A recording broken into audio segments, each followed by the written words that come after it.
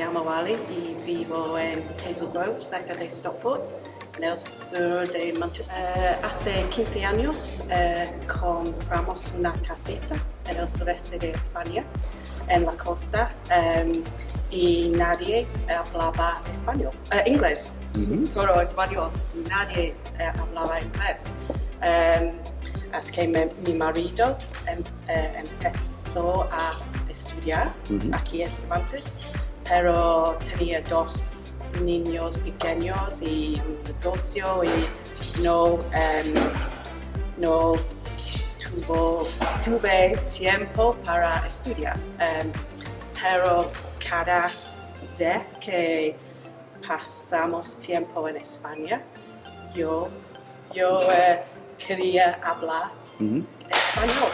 Así que hace 5 años llevo estudiando español aquí.